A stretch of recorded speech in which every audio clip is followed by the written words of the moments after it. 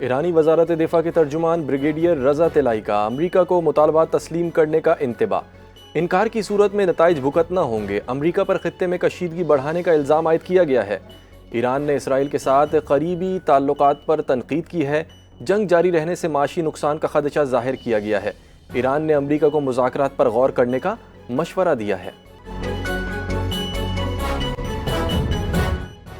پاکستان کی امریکہ کو ایران کشیدگی کم کرنے کے لیے سفارتی کوششیں تیز۔ فیلڈ مارشل عاصم منیر اور محسن نقوی اہم دورے پر ایران میں موجود۔ تہران میں عاصم منیر کی ایرانی وزیر خارجہ باز اراغچی سے ملاقات۔ پاک ایران ملاقات میں خطے کے امن اور مغربی ایشیا کی سیکیورٹی پر گفتگو۔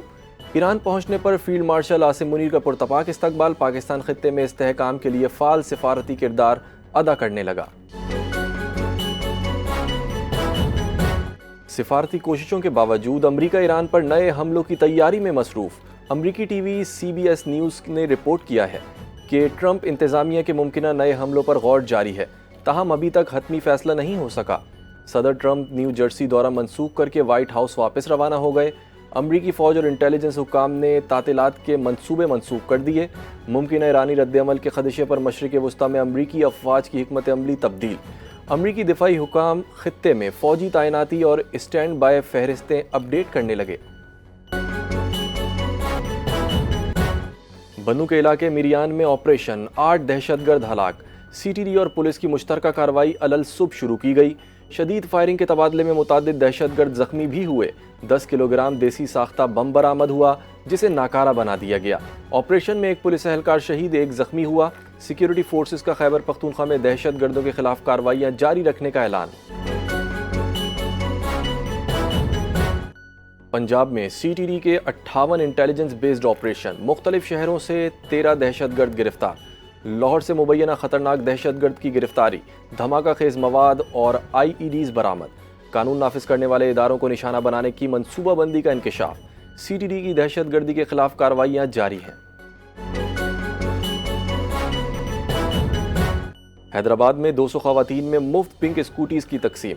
حکومت سندھ کی جانب سے خواتین کے لیے خصوصی اسکیم۔ سینئر صوبائی وزیر سندھ شرجیل انعام میمن نے تقریب میں اسکوٹیز تقسیم کی۔ اس اسکیم کا مقصد خواتین کی نقل و حرکت کو آسان بنانا اور انہیں تعلیم و روزگار کے مواقع تک رسائی دینا ہے۔ ڈرائیونگ لائسنس ہولڈر خواتین اسکیم سے فائدہ اٹھا سکتی ہیں۔ سندھ میں منشیات کے خلاف کارروائیاں جاری رکھنے کا اعلان۔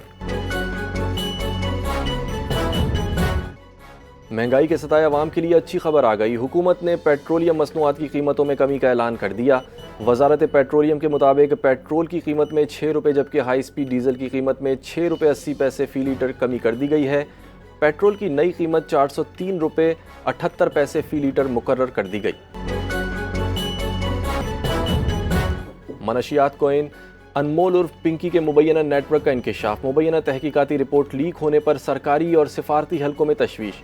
مبینہ نیٹ ورک میں بیوروکریٹس اور بااثر شخصیات کے رابطہ نمبر سامنے آ گئے۔ کراچی پولیس نے پنکی کیس میں FIA سے مدد طلب کر لی۔ منی لانڈرنگ اور سائبر کرائمز کی تحقیقات کے لیے مشترکہ کارروائیوں کا امکان ہے۔ سانگڑ میں FIA کی بڑی کارروائی، حوالہ ہنڈی اور اسمگلنگ گٹکا نیٹ ورک بے نقاب۔ SSP آفس کا جونیئر کلرک پولیس اہلکار سمیت 6 ملزمان گرفتار۔ ملزمان سے امریکی ڈالرز، $2.25 کروڑ اسلحہ اور بھارتی گٹکا برآمد۔ ترجمان FIA کے مطابق ملزمان حوالہ ہنڈی اور بین الاضلاعی اسمگلنگ میں ملوث تھے۔ فارن ایکسچینج اور کسٹمز ایکٹ کے تحت مقدمات درج، تحقیقات جاری ہیں۔ FIA امیگریشن کی کارروائی، مشکوک مسافر آف لوڈ کر دیا گیا۔ مسافر کو سری لنکا روانگی کے دوران ایئرپورٹ پر روکا گیا۔